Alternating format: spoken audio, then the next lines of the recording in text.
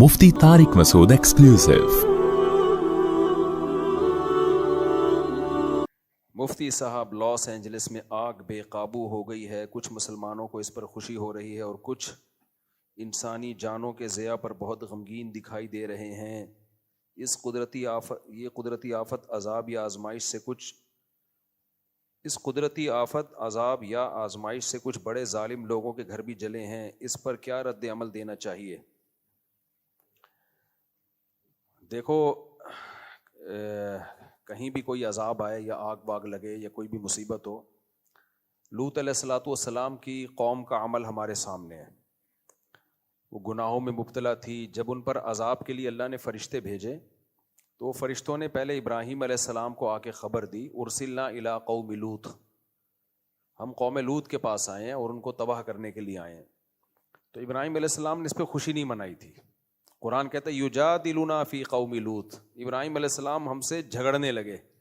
यानी अल्लाह से तो कौन झगड़ सकता है। मतलब ये कि इतनी लजाजत आहोजारी की कि अजाब ना आए, कि गोया के लड़ रहे हैं, ये मुबालगा है। और अल्लाह ने फरमाया इन्ना इब्राहीम लहलीमुन अव्वाहुम मुनीब, नरम दिल थे, बुर्दबार थे। तो इंसान किसी के अजाब को देख के इंसान पे ये सूट नहीं करता कि वो खुश हो। हमें तो बस अल्लाह के अजाब से पनाह मांगनी चाहिए कि अल्लाह ने जो काफिरों को भी अजाब देना है आखिर में ही रखे, दुनिया में अल्लाह किसी को अजाब ना दे। तो इस पे खुशी नहीं बनती जो आग लगी है। ये जब मान लिया जाए कि वो सारे जालिम ही हैं, ऐसा होता भी नहीं है। जब किसी इलाके में आग लगती है, कुछ बुरे होते हैं, कुछ अच्छे होते हैं। अलबत्ता इतनी बात ज़रूर है कि ये इबरत की बात ज़रूर है। गज़ा में जब आग लगी है, जो रोज़ाना आग लग रही है, रोज़ाना बम बरसाए जा रहे हैं, जिसमें मासूम बच्चे जल रहे हैं, उस आग पे कोई नहीं रोता। यहाँ जब आग लगी है तो पूरे मीडिया ने उसको फोकस किया हुआ है, कवरेज। तो हम ये नहीं कह रहे कि इस आग को आप कवरेज ना दें, इसको बुझाने की कोशिश ना करें।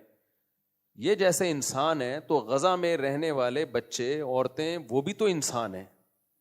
उनके बारे में खामोशी इख्तियार कर लेना, बल्कि और इसराइल को अप्रिशिएट करना, प्रोमोट करना, उसकी मदद करना, तो फिर इंतकाम की अल्लाह की आग भी जोश में आती है। और अल्लाह बताता है कि तुम जो कर सकते हो तुम करो, मैं जो कर सकता हूं वो मैं करूंगा। वमा करूँ वमा कर अल्लाह वल्लाहु खैरुल माकिरीन। अल्लाह कहते हैं ये मेरे खिलाफ तदबीरें करते हैं तो मैं भी तदबीर करने वाला हूं, और मेरी तदबीर इनसे ज्यादा पावरफुल होती है। तो हम इस आग पे हरगिज खुश नहीं है। अल्लाह इस आग को जल्दी बुझा दे। बहुत से बेगुनाह लोग भी होंगे और बहुत से जालिम भी होंगे। जैसे इन्होंने कहा कुछ जालिम सहाफ़ी जो है वो इसराइल के इस अमल को अप्रिशिएट करते हैं, जो गज़ा में जो कुछ कर रहा है, तो उन सहाफ़ियों के घर भी जले हैं। ना चलते अच्छा था, वैसे ही अल्लाह उनको हिदायत दे देता। लेकिन ये इबरत की बात बहरहाल है कि अल्लाह जो अर्श पर है वो ला तहसबन्नल्लाह गाफिलन अम्मा यामलुज़ ज़ालिमून। अल्लाह कहते हैं अल्लाह को गाफिल मत समझो जो कुछ जालिम लोग कर रहे हैं। तो इसलिए दुनिया को दोनों आगों के खिलाफ आवाज उठानी चाहिए, दोनों आगों को बुझाने की कोशिश करनी चाहिए। लॉस एंजलिस में जो आग लगी है उसको भी बुझाने की कोशिश करें, लेकिन मेरे भाई जो गज़ा में आग लगी हुई है ना, उसको भी बुझाने की कोशिश करो। और इससे इबरत हासिल करो कि एक आग अल्लाह इंसान लगाता है और कुछ आगे अल्लाह भी लगा लेता है। हम तो हैरान हो रहे हैं, अमेरिका जैसे मुल्क में आग लग कैसे गई। यूरोप, अमेरिका, कनाडा, जापान, इन मुल्कों में गया हूँ। आग से बचने के लिए इन्होंने इतनी तदबीरें इख्तियार की हुई होती हैं कि आपकी सोच है। हर बिल्डिंग में फव्वारे लगे हुए होते हैं, ऑटोमेटिकली आग लगेगी तो ये खुद ब खुद ये ऑन हो जाएंगे। और सड़कों के किनारे, जो सड़कों में जो है ना, ऐसी जाल बिछाया हुआ होता है गैसेस का, कि जैसे ही या पानी की लाइनें अलग से होती हैं कि आग लगी तो ये खुद ब खुद खुल जाएंगी। इतना उनका आग बुझाने के जो उनके जो सर्विसेज हैं वो इतनी एक्टिव हैं कि आप सोच भी नहीं सकते। इसके बावजूद लग जाती है। वजह उसकी है भाई, अल्लाह से कोई लड़ नहीं सकता, अल्लाह से कोई लड़ नहीं सकता। हादसात बहरहाल होते हैं, तो हमें डरना चाहिए कि जो अल्लाह है ना अर्श पर, वो गाफिल नहीं है। तो इतनी बात ज़रूर है कि इन बड़ी ताकतों को होश के नाखुन लेना चाहिए कि आप गज़ा पे जिस तरह से खामोश हो। ठीक है, कुछ लोग एहतजाज, वहाँ भी अमेरिका में भी आवाम एहतजाज करती है, ये सारे अमेरिके एक जैसे नहीं हैं। बहुत से लोग गज़ा के हक़ में आवाज़ उठाते हैं, यूके में भी, ऑस्ट्रेलिया में भी, कनाडा में भी, हर जगह आवाज़ें उठ रही हैं। लेकिन وہ اتنی پاورفل آوازیں نہیں ہیں کہ اسرائیل باز آ جائے اس ظلم سے جو وہ غزہ میں کر رہا ہے. تو اس لیے یہ عبرت کا سامان ہے. تو عبرت والوں کو اس سے, اور پھر جو آگ میں جلتے ہیں تو ان کو احساس بھی ہوگا کہ آگ ہوتی کیا چیز ہے. جب تک انسان اس مصیبت میں خود نہیں مبتلا ہوتا نا, دوسرے کے غم کا احساس نہیں ہوتا. جو اللہ نے ہمیں رمضان میں روزے رکھنے کا حکم دیا اس میں بہت ساری حکمتوں میں ایک حکمت یہ بھی ہے کہ بھوکا رہ کے غریبوں کا احساس ہوتا ہے کہ بھوک کیا چیز ہوتی ہے. جن کو کھانا نہیں ملتا ان بیچاروں کی کیا کیفیت ہوتی ہے. تو اللہ کی طرف سے آزمائشیں, اللہ تعالیٰ اس آگ کو جلدی بجھائے اور اس عذاب کو جلدی ٹالے, ختم کرے, اور لوگ جتنے جو زخمی ہیں اللہ ان کو جلد سے جلد شفا دے. لیکن اللہ اس سے ان ظالموں کو سیکھنے کا موقع بھی دے, عبرت کا موقع دے کہ جنہوں نے غزہ میں آگ لگائی ہوئی ہے, یا آگ لگائی تو نہیں ہے لیکن اس آگ کو وہ پروموٹ کر رہے ہیں, اپریشیٹ کر رہے ہیں ظالموں کو کی حوصلہ افزائی کر رہے ہیں, یا اس آگ لگانے میں ان کے شریک بن رہے ہیں.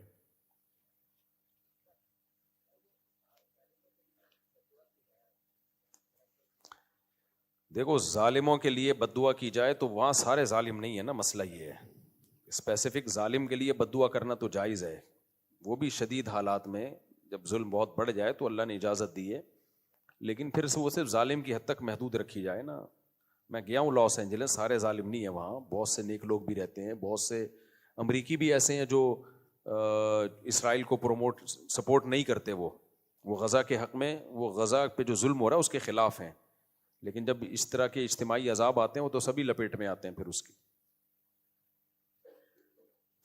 آج کل بہت سی امریکیوں کو مسلمان بنانا دنیا کا سب سے آسان کام ہے. باہر ملکوں میں ایک چیز کا ہمیں اندازہ ہوا کہ وہاں سب سے آسان کام غیر مسلم کو مسلمان بنانا ہے. تو وجہ اس کی ہے کہ وہ خالی کاغذ کی طرح ہیں, ان کی خاندانی روایات تو ختم ہو گئی نا. انڈیا میں جب ہندو مسلمان بنتا ہے نا تو اس کی پرمپرا اور پیچھے پورا خاندان اور وہ دھمکیاں اور قتل. گوروں کے یہاں تو یہ سیٹ اپ ہی نہیں ہے, چچا ماموں والا, صحیح ہے نا. اس کی انڈیویجول لائف ہے, وہ لائف کو انجوائے کر رہا ہے, اس کو تمیز سے بات سمجھاؤ وہ سمجھ جائے گا, وہ مان جائے گا وہ. لیکن وہاں کوئی تمیز سے یہ کام کر نہیں رہا, کر رہے ہیں لیکن بہت محدود پیمانے پر کام ہو رہا ہے. ورنہ کوئی صحیح طریقے سے کام کرے نا. اچھا بہت سے تنظیمیں ہیں جو کام کر رہی ہیں, جو ہم نے اتنے ہزاروں مسلمان کر دیے, ٹھیک ہے ان کو اپریشیٹ کرنا چاہیے ان تنظیموں کو, لیکن وہ جو انہوں نے مسلمان کیے ہوتے ہیں نا وہ ان کی اتنی ایفرٹ نہیں ہوتی, وہ خود ہی مسلمان ہونے کے لیے تیار ہوئے بیٹھے ہیں لوگ. میں ملاوی گیا تو ایک بندہ لانچ میں نہیں, جس کی میں نے ولاگ بھی بنایا, ایک افریقی آیا, کرسچن تھا, وہ کہتا ہے میں ہماری داڑیاں ٹوپیاں دیکھی, کچھ مستورات بھی تھیں ہمارے ساتھ, تو وہ ان کا پردہ وردہ بھی, نماز سب دیکھا اس نے, تو ان کی عورتوں کو تو پردہ ہی نہیں ہوتا. تو یہ چیز ویسے ہی اٹریکٹ کرتی ہے یار, کہ ان کی خواتین کیسی با پردہ, بچیوں نے بھی اسکارف پہنے ہوئے ہیں, بچوں کے بھی پورے ڈریس ہیں. یہ چیز خود انسان کو, ہر خاندانی آدمی چاہتا ہے یار کوئی تمیز کی زندگی ہو. تو وہ آیا اور کہنے لگی, یہاں سے یورپ جاتے ہیں لوگ, لڑکے سوچتے ہیں ابے یار اس ٹرک میں جا رہے ہوتے ہیں. تو یہ سب 2-4 دن کے مزے ہیں, اس کے بعد یہ نیچرل لائف نہیں ہے. انسان کو پردے والی عورت ہی اچھی لگتی ہے, اپنی بیوی بیٹی ماں کو سب لوگ, مرد پردے میں ہی اچھی لگتی ہے اس کو, وہ کہ یار پردے میں ہی رہے, بیوی بھی پردے میں ہی اچھی لگتی ہے. تو عجیب سا, میں تو وہاں گیا نا ایک گھر میں کسی اس کنٹری کا نام نہیں بتاؤں گا, میں نے پہلے بھی واقعہ سنایا تھا. تو مجھے انگریزوں کے گھر اندر سے دیکھنے کا بڑا شوق تھا کہ یار ان کا کلچر تو نظر آئے. تو ایک کنٹری میں ہمارا جانو انگریز نہیں تھے وہاں پہ, غیر مسلم تھے, گورے نہیں تھے, لیکن گوروں کے ٹائپ کے ہی ہو گئے ہیں ساری دنیا. تو وہ بھی بڑا ترقی یافتہ ملک تھا. تو میں نے ان سے کہا یار تھوڑا مجھے گھر کے اندر کو تو دکھاؤ نا کیا ہے. تو وہ ان کے پڑوس تھے, انہوں نے بات کر لی. ایک انکل باہر کھڑے ہوئے تھے, ان سے اجازت لی کہ یہ اسکالر ہیں, پاکستان سے آئے ہیں, یہ آپ کے گھر کے اندر کا سیٹ اپ دیکھنا چاہ رہے ہیں, کیا ہوتا ہے, یعنی کیسے رہتے ہیں آپ لوگ, ہمیں یہ ہے شوق بہت. اس نے پی ہوئی تھی نا, قمیض اتاری بھی تھی, شکر ہے نیچے پہنا ہوا تھا, ورنہ پینے کے بعد بعض دفعہ وہ سمجھتا ہے کہ پہنا ہوا ہے, وہ ہوتا نہیں ہے پہنا ہوا, اوپر سے قمیض اتری بھی. تو میں نے کہا قابل برداشت ہے. تو گھوم رہا ہے نا, اس نے کہا ہاں ٹھیک ہے چلے جاؤ. اب ہم لوگ جب کسی کو گھر میں لے کے جائیں, پہلے بیگم پردہ کر لو, ایسا ہی ہوتا ہے نا, مستورات ایک سائڈ پہ ہو جائیں. اس نے کہا گھس جا, اسپینش زبان میں بولا وڑ, ٹھیک ہے نا. ہم نے کہا یار کوئی پردہ کچھ بھی نہیں. اندر گئے ہیں تو اس کی کوئی دادی بیٹھی ہوئی تھی, وہ تھی اس کی وائف لیکن بیچاری دادی لگ رہی تھی. غیبت اس لیے نہیں, آپ کو کیا پتا, لوگوں نے نیچے لکھا تھا کسی کا راز کیوں فاش کرا. بھائی تم اسپین چلے جاؤ تو بڑی بات ہے یار, راز فاش, تمہیں گھر کا ایڈریس تھوڑی دے رہا ہوں میں, تم کیا پتا کس کی بات ہو رہی ہے. اس کو بھی نہیں پتا کیونکہ اس نے تو پی ہوئی تھی. میرا ترجمہ کر کے بھی کوئی بتا دے گا نا اسپینش میں کہ آپ کا واقعہ سنا ہے, پھر بھی اس کی سمجھ میں نہیں آئے گا, اس کو پتہ ہی نہیں ہوا کیا ہے نا. پینے والے کو تو ہوش کے بعد پتا چلتا ہے کون آیا کون نہیں آیا, اس لیے اس میں کوئی غیبت نہیں ہے. تو جب میں اندر گیا ہوں تو ایک بڈیا بیٹھی ہوئی, اللہ معاف فرمائے, اس نے اور بس وہ اوپر کا تھوڑا بہت, یار بوڑھی عورتیں اس ڈریس میں اچھی لگتی ہیں, بیٹھی ہوئی کوئی فلم دیکھ رہی ہے. وہ مجھے اپنی دادی یاد آئی, یار ہماری دادی کیسی نورانی چہرہ ان کا یار. وہ بڑھیا اس کی بیوی تھی, بعد میں اس نے بتایا, وہ بیچاری جلدی, وہ بڑی عمر کی خاتون سے شادی کر لی ہوگی, خیر وہ تو ان کا پرسنل معاملہ ہے, کوئی ایسا مسئلہ نہیں ہے یہ. تو مجھے اپنی دادی یاد آئی. میں نے کہا یار ایک ہماری دادیاں نانیاں ہوتی ہیں, نانی بھی یاد آئیں, دادی بھی. کیسا سر پہ ان کے وہ ہوتا تھا اور ہاتھ میں تسبیح, مصلے پہ بیٹھی ہوتی تھیں, قرآن پڑھ رہی ہوتی تھیں. اتنے چادریں تھی نا ہماری دادی کی ایک ہی مصلے پہ, اور وہ اپنے زمانے کے جہیز کا ایک بکسا رکھا ہوا تھا. ان کی انٹرٹینمنٹ ہماری دادی کی تھی کتھا پان, ایک پورا وہ ڈبہ تھا, اس میں سروتا اور کتھا اور چونا اور یہ زیادہ یہ تھا, وہ لگایا یوں رکھا اور پھر اپنا اللہ اللہ کرنا لگی. اور زیادہ انٹرٹینمنٹ کے لیے غیبتیں کرتی تھی پڑوسیوں کی, اللہ مغفرت فرمائے. اڑوس پڑوس کی نا ہر وقت یہ چل رہی ہوتی تھی. میری والدہ اور میری دادی ساس بہو تھے نا, ٹائم اچھا پاس ہو جاتا. وہ بہن وہ آئی تھی, وہ بہو وہ کہہ رہی تھی. اچھا میری والدہ کی عمر بھی 60-65 سال ہو گئی, ان کو دلہن کہتی تھی, کیونکہ جب وہ رخصت ہو کے آئی تو دلہن تھی نا, تو ہم کہتے تھے اب تو 65 سال کی دادی بن گئی ہیں, نانی بن گئی ہیں. ابھی ان کی زبان پہ ہی تھا دلہن, کیا کر رہی. خیر, تو میں نے کہا یار ایک ہماری دادیاں ہوتی ہیں اور یہ بیچاری, اور گھر میں کوئی تیسرا فرد نہیں. ہمیں دیکھا انہوں نے ہائی ہائی فائن اسپینش میں کچھ بولا, انگلش میں بھی کچھ ٹوٹی پھوٹی انگلش. مجھے خیال ہوا تھا ہمیں دیکھ کے تھوڑا سا ہوگی, تھوڑا ہوتا ہے نا, نہیں بھائی وہ تو سب کا اسٹائل ہی ہے یہ, اس کو وہ ان کا کلچر ہے یہ, اس کو برا نہیں سمجھتے. ہم نے کہا ہائی ہائی فائن, اس نے کہا فائن. پتہ نہیں کوئی انگلش کوئی لگی ہوئی تھی اس میں, کوئی ڈاکومنٹری. گھر بس ٹوٹل یہی, سب کا یہی حال ہے بیچاروں کا یار. اور وہ اتنی پرانی چیزیں گھر میں, پورا گھر سامان سے بھرا ہوا, اور بہت سارے ملکوں کے کوئی جھنڈے اور علامتیں. میں نے پوچھا یہ کیا ہے, اس نے بتایا کہ ہم جس کنٹری میں اپنے ہسبینڈ کے ساتھ میں گئی ہوں تو اس کا ہم نے ایک فلیگ لا کے رکھا ہوا ہے تاکہ یادگار رہے. اتنے ملکوں میں, یعنی محبت والے میاں بیوی تھے, پوری دنیا گھومے. کیا محبت کے 4 بچے نہیں ہو سکے تمہارے یار. محبت کا تو پتہ چلتا ہے کہ اللہ کے بندو تم چاہتے ہو اولاد ہو, ہم دونوں مل کے پالیں, وہ ہے نہیں. پھر شاید ایک آدھ بچہ تھا, وہ پتہ نہیں کہاں شارٹ تھا, وہ 18 سال کا ہوتا ہی کہ مارکیٹ سے شارٹ ہو گیا. مجھے زیادہ ترس آ رہا تھا اس بیچاری بڑھیا پہ کہ یار مجھے بیٹا بنا لو, میں تمہاری خدمت کروں گا. کوئی ایسے یار, اب یہ اور بوڑھی ہوگی تو کیا ہوگا اس بیچاری کا. تو یہ حالات چل رہے ہیں مارکیٹ میں, سمجھ رہے ہو کیا بات. یہ میں نے شروع کہاں سے کی تھی, یہ کس پہ, نہیں یہ بات یہ واقع. ہاں تو اب مجھے ایک بات بتاؤ, یہ جب اسلام کو سنیں پڑھیں, ان کا تو بہت اٹریکشن ہے بھائی. امریکہ میں ایک بڑھیا مسلمان ہوئی اس لیے کہ اس نے جنازہ دیکھ لیا کسی کا, اور وہ مسلمان بھی بڑے لبرل سے تھے, کوئی بہت مذہبی نہیں تھے. ان کی دادی کا انتقال ہوا امریکہ میں, انہوں نے غسل دیا, کفن دیا, جنازہ رکھا, پڑا بڑی تمیز سے جا کے. وہ بڑھیا نے, انگریز نے کہا بھائی کتنی تم عزت مردے کو دیتے ہو, میں تو مر گئی تو مجھے تو پتہ نہیں جلا دیں گے کیا کریں گے, میرے بچے بھی آئے گا بھی کہ نہیں آئے گا. وہاں گاؤں دیہاتوں میں فیملی سسٹم ہے, لیکن شہروں میں تو یہی حالات چل رہے ہیں. تو مجھے تو پتہ نہیں کیا کر دیں گے. تو میں اگر مسلمان ہو گئی مجھے بھی یہ پروٹوکول ملے گا. انہوں نے کہا ہاں بھائی یہ تو جو بھی مسلمان ہو اس کو ہم غسل کفن کے بغیر نہیں دفناتے. وہ مسلمان ہو گئی. تو میں وہ افریقہ والے کا بتا رہا تھا, ملاوی میں نا, تو وہ لانچ میں ہمارے ساتھ آیا, اور جب دیکھا بھائی خواتین نے پردہ بھی کیا ہوا ہے, بچوں نے بھی بڑی تمیز کے بیٹھے ہوئے ہیں, اور سارے ہمارے ساتھ تبلیغی ٹائپ کے لوگ داڑھیوں والے, تو اس نے آ کے بات کرنا شروع کر دی، میں بھی اسلام لانا چاہتا ہوں. تو ہم نے پھر اس کو تبلیغ کی، سمجھایا. پھر میں نے ان کے ذمے لگا دیا بھائی اس کو کلمہ پڑھا دینا. میں نے کہا میں تو جا رہا ہوں، تم نے نہیں پڑھایا نا الٹے لٹکے ہوئے ہوگے قیامت کے دن تم. پھر میں نے فون کر کے پوچھا بھی. تو وہاں مسلمان کرنا کوئی اتنا مسئلہ نہیں ہے، مسئلہ ہمارے ساتھ ہے. مسلمان کر کے سنبھالتے ہی نہیں ہمارے لوگ. کوئی ایسے کچھ سیٹ اپ ہی نہیں ہے بڑا سیٹ اپ کہ ان کو سنبھالا جائے پھر ان کو تبلیغ کی جائے کوئی. تو میں اس پہ بھی سوچ رہا ہوں، کچھ کر بھی رہے ہیں، ایسا نہیں ہے سارے ایسے نہیں ہیں، لیکن کچھ لوگ کر بھی رہے ہیں اس پہ.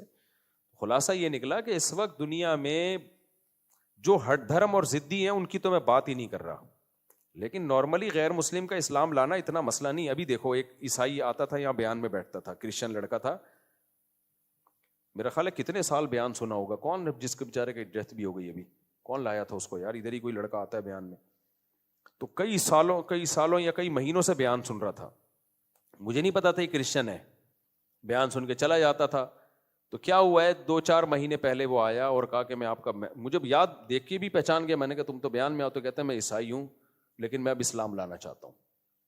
تو میں نے اسے کہا سوچ لو اچھی طریقے سے، غور و فکر کر لو وغیرہ وغیرہ، سمجھایا. پھر چلا گیا. وہ مجھے ڈر بھی لگ رہا تھا انتقال نہ ہو جائے یار، لیکن بہرحال انسان سوچے تو نا. تو پھر اگلے ہفتے دوبارہ آیا، کہہ رہا میں بالکل سوچ سمجھ کے مسلمان ہو رہا ہوں. تو اسلام قبول کیا اس نے، ابھی اسلام قبول کروایا ہے اس کو، یہیں بینچ پہ مسلمان ہوا. میرا کینیڈا کا سفر تھا، میں کینیڈا گیا تو وہاں کسی کا میرے پاس میسج آیا کہ اس کی ڈیتھ ہو گئی ہے، ایکسیڈنٹ میں انتقال ہو گیا. میں نے کہا کون؟ میں پہچان نہیں رہا، تصویر بھی. میں نے کہا بھائی یہ تو وہی ہے جو ابھی. لیکن مجھے وہ حدیث، ایسے بہت واقعات اپنی زندگی میں دیکھے ہیں بھائی. تو حدیث میں آتا ہے کہ انسان برے عمل کرتے کرتے کرتے ایک بالش جہنم کے قریب پہنچ جاتا ہے، لیکن اللہ کے علم میں ہوتا ہے کہ یہ جنتیوں میں سے ہے. صحیح ہے نا؟ صحیح حدیث ہے. تو اتنا جہنم کے قریب ہو کر وہ اعمال شروع کر دیتا ہے تو جنتیوں والے ہوتے ہیں. اور اس کے الٹا بھی ہوتا ہے، نیک عمل کرتے کرتے جنت کے ایک بالش قریب ہوتا ہے، لیکن اللہ کے علم میں ہوتا ہے کہ یہ جائے گا کہاں؟ جہنم میں. عین وقت پہ مرتد ہو جاتا ہے، اس کو پتہ نہیں ہوتا اس کے بعد میری موت ہے. میں نے ایسے اپنی زندگی میں غیر مسلم اور بھی دیکھے ہیں، جوان مسلمان ہوئے 4 دن بعد ڈیتھ ہو گئی ایکسیڈنٹ سے. یا تو یہ بڑے خوش قسمت لوگ ہیں. اس لیے میں کوئی غیر مسلم مسلمان ہونا چاہے نا اس کو ڈیلے نہیں کرتا بھائی، موت کا کوئی بھروسہ نہیں ہے. ایک واقعہ تو میں بہت دفعہ سنا چکا ہوں. ہم جس مسجد میں رہا کرتے تھے پہلے، وہاں ایک عیسائی لڑکا آیا، ینگ تھا، 22-23 سال کا لڑکا، رمضان میں. اور یہ پرانا واقعہ ہے، جون جولائی کے روزے تھے ہمارے بچپن کے، جون جولائی کے بہت لمبے ٹف روزے تھے. اس میں تو مسلمانوں کا دل چاہ رہا ہوتا ہے کہ یار ہم تو عید کے بعد مسلمان ہو جاتے تو زیادہ اچھا تھا. اتنے لمبے ٹف روزے تھے. ہمارے بچپن کی بات کر رہا ہوں، اور اس وقت ایئر کنڈیشن وغیرہ کی اتنی سہولتیں بھی نہیں تھیں. بہت کم لوگوں کے ایسی اے سی جس کے گھر ہوتا وہ تو مجھے یاد ہے ایک دفعہ ہم کسی بینک میں جانا ہوا، اے سی لگا ہوا تھا. میں اپنے کزنوں کو، ابے بھائی ایسی ٹھنڈی ہوائیں آ رہی تھیں، میں ان کو جا کے بتا رہا تھا بھائی. تو اے سی بہت کم لوگوں کے یہاں ہوا کرتا تھا. تو وہ لڑکا رمضان میں مسلمان ہوا. ہماری مسجد کے امام صاحب نے اس کو بہت اچھی طرح سمجھایا، سوچ لو، جلد بازی نہیں ہے، کوئی جبری دباؤ تو نہیں ہے، کوئی لالچ تو نہیں ہے. انہوں نے کہا ہم پیسے ویسوں کا تعاون نہیں کریں گے. دیکھنا چاہ رہے تھے نا بعض لوگ 10 دفعہ روزانہ مسلمان ہوتے ہیں، ایسے بھی ہم نے کچھ غیر مسلم پکڑے ہیں. ادھر آ کے مسلمان ہوا، چندہ لیا، اس مسجد میں جا کے دوبارہ مسلمان ہوا، ادھر سے چندہ لیا. پورے کراچی میں مسلمان ہی ہو رہے ڈیلی وہ. تو ایسے بھی فراڈی ہیں کچھ. تو دیکھ لیا بھائی نہیں کوئی فراڈ نہیں ہے. تو ہمارے سامنے اس کو پھر امام صاحب نے کلمہ پڑھایا. اللہ کی قدرت، اگلے دن وہ بیمار ہوا ہے اور بخار آیا اس کو، اتنا سخت بیمار ہوا، لیکن اس نے اسی وقت وصیت کر دی، اپنے سارے خاندان میں اعلان کر دیا دیکھو میں اسلام قبول کر چکا ہوں، اور میری موت ہوئی تو مجھے غسل دیا جائے گا، مجھے کفن دیا جائے گا، میرا جنازہ پڑھا جائے گا. اور اس کی موت ہو گئی. لیکن عیسائیوں میں ایک چیز ہے، قرآن سے بھی پتہ چلتا ہے، مشاہدے سے بھی. اللہ کہتے ہیں کہ اسلام کے خلاف سب سے کم تعصب عیسائیوں میں ہے. وَلَتَجِدَنَّ أَقْرَبَهُمْ مَوَدَّةً لِلَّذِينَ آمَنُوا الَّذِينَ قَالُوا إِنَّا نَصَارَىٰ. سورہ نساء یا سورہ مائدہ کی آیات ہے کہ تم مسلمانوں کا سب سے بڑا دشمن یہود کو پاؤ گے اور مسلمانوں کے سب سے قریب تم عیسائیت کو پاؤ گے. تبھی دنیا میں اسلام قبول کرنے والوں میں جو کنورژن ہے نا سب سے زیادہ عیسائیوں کی ہے. عیسائی لوگ سب سے زیادہ مسلمان ہوتے ہیں اور ان میں تعصب بھی نسبتاً کم ہے. کوئی عیسائی مسلمان ہو جائے تو اکثر اتنا خطرناک اس کا بائیکاٹ نہیں ہوتا. ہمارے بھی کرسچن کچھ دوست تھے نا, اسکول میں پڑھتے تھے, تو ان کے ہم دیکھتے تھے ان کے والدین کو زیادہ سختی نہیں کرتے, وہی جو ٹھیک ہے. تو بلکہ بہت براڈ مائنڈیڈ سب نہیں ہوتے, کوئی لوگ ایک دم کمنٹ شروع کر دیتے ہیں فلاں جگہ. بھائی میں 100% کی بات نہیں کر رہا, میں میجورٹی کی بات کر رہا ہوں.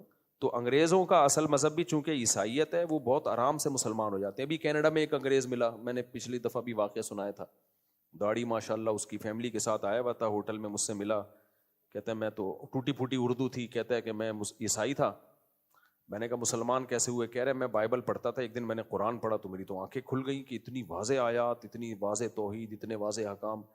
کہہ رہے بس میں نے ارادہ کیا مسلمان ہوتا ہوں. مسجد میں گیا, تبلیغ والے آئے ہوئے تھے 20 سال پہلے, ان کے ہاتھ پہ مسلمان ہوا. پھر مولانا شیخ الحدیث مولانا زکریا رحمۃ اللہ علیہ کا امریکہ میں مدرسہ تھا یار, انہوں نے بھی بڑے کام کر کے گئے ہیں یار. کیا کیا کیا کام کر دیے یار انہوں نے.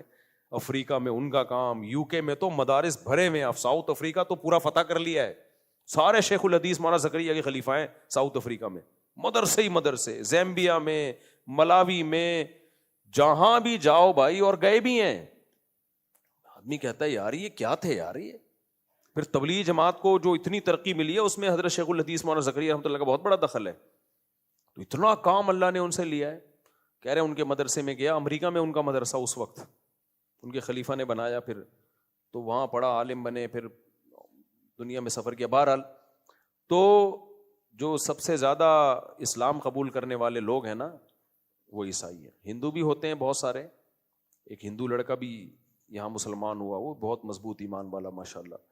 اپنے والد پہ اس نے اتنی محنت کی, لڑکا تھا بیچارہ نوجوان سا بالکل, اتنی محنت کی. والد مسلمان نہیں ہوتے تھے, والد بیمار ہو گئے بالکل آخری وقت نا, فالج ہو گیا ان کو. پھر والد نے آمادگی ظاہر کر دی, پھر اپنے ابا کو میرے پاس لایا, ان کو ہم نے کلمہ پڑھایا اور چند دنوں میں ابا کا انتقال ہو گیا. تو ہم نے کہا دیکھو یار کتنی ایک اس کے لیے خوشی کی بات ہوتی ہے نا. تو غیر مسلم بہت آسانی سے ہوتا ہے دم ہمارے اندر. ایک تو ہمارے آپس کے پھڈے, جب یوٹیوب پہ کسی مذہبی اسکالر کو سنو نفرت ہی پیدا ہوتی ہے. وہ فلانا ایسا ہے, وہ فلانے نے اپنی کتاب میں یہ لکھا, فلانے نے اپنی کتاب میں یہ لکھا, فلانے. ابے تو چھوڑ دے, تو بتا صحیح کیا ہے, بس اتنا کافی ہے. فلاں کی ٹانگیں کھینچنے کی ضرورت. وہی ہے, ایک آدمی تہجد میں دعا مانگ رہا تھا, اے اللہ یہ سارے سو رہے ہیں, میں اکیلا تیرے سامنے جاگ رہا ہوں, فلانا بھی سو رہا ہے, فلانا بھی سو رہا ہے. تو فلانے نے منڈی نکالی اپنی کمبل سے, بولا کم بخت تو اپنی تعریفیں کر, ہماری غیبتیں کیوں کر رہا ہے بیٹھ کے. یہ طریقہ ٹھیک نہیں ہے. وہ فلانا نے یہ لکھا تو فلانا, ایسے تو کوئی بچے گا ہی نہیں میرے بھائی. آپ جو پازیٹیو وے میں کام ہے کرو, دنیا خود آپ کو سلوٹ کرے گی. اور باقی جو بار بار میں علماء دیوبند کے بارے میں کہتا ہوں, انہوں نے کتاب میں یہ لکھا, اس سے پتہ چلتا ہے وہ قبر پرست تھے. بھائی پریکٹیکلی کیا ہے, قبر پرست ہوتے تو جاتے ہیں نا قبروں پہ. مولانا تھانوی رحمۃ اللہ علیہ قبر پرست تھے, یا اشرف علی رسول اللہ کلمہ پڑھایا انہوں نے, تو دیوبندی پڑھا رہے ہوتے نا کلمہ ان کے نام کا. سب سے زیادہ ختم نبوت پہ کام تو علماء دیوبند نے کیا ہے, دوسروں کو بھی سکھایا ہے. ائمہ حرم کے دورے مولانا مظہور چنیوٹی صاحب کرواتے رہے پوری دنیا میں, ان کو پتا تھا یہ سب سے زیادہ ایکسپرٹ ہیں ختم نبوت کے مسئلے میں. تو ایک چیز لکھی ہے, آپ دیکھ رہے ہو پریکٹیکلی دنیا میں ایسا ہے نہیں عملی طور پر, نہ علماء دیوبند قبر پرست ہیں. ہمارے جتنے اکابر کی قبریں دارالعلوم کرنگی میں جا کے دیکھو, سب ایک بالش قبریں, مٹی کی سادہ قبریں ہیں. تو پھر مردے اکھاڑنا, اس نے یہ لکھا, بھائی کیا قصہ پرانا ہو گیا.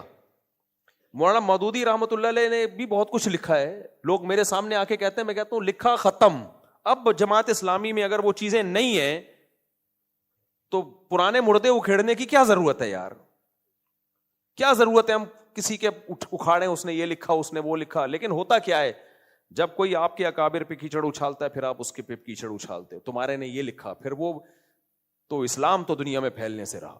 علماء دیوبند نے دنیا میں توحید متعارف کروائی ہے. میرے والد صاحب بیت تھے, حضرت شیخ الحدیث مولانا زکریا رحمۃ اللہ علیہ سے بھی ان کا تعلق تھا, اور مولانا حسین مدنی رحمۃ اللہ علیہ کے ساتھ بھی ان کا تعلق رہا ہے.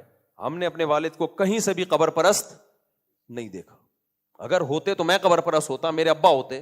ہمارے دادا بیت تھے حضرت رشید احمد گنگوئی رحمۃ اللہ علیہ سے, انتہائی درجے کے توحید پرست تھے.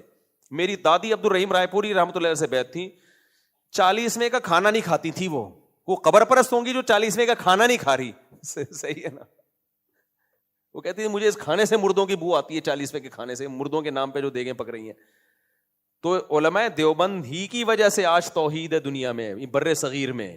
یہ نہ ہوتے تو پھر کون توحید سکھا رہا تھا؟ اہل حدیث تو بےچارے وہ بھی توحید پرست ہوتے, لیکن مائنورٹی میں 1% بھی نہیں ہے وہ. ان کی تعداد پورے بر صغیر میں 1% بھی نہیں ہے اہل سنت والجماعت میں.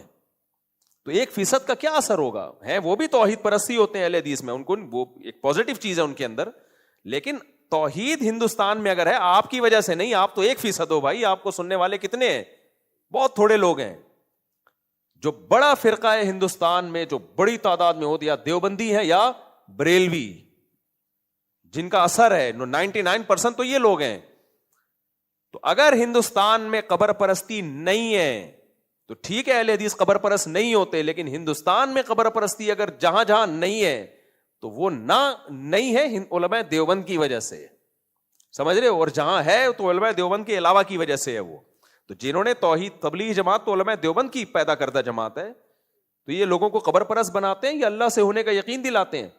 تو جب ایک اتنی بڑی حقیقت آپ کے سامنے ہو, اس کے بعد کہنا. اور ارواح ثلاثہ مولانا اشرف علی تھانوی کی کتاب نہیں ہے, 20ویں دفعہ ہم بتا چکے ہیں.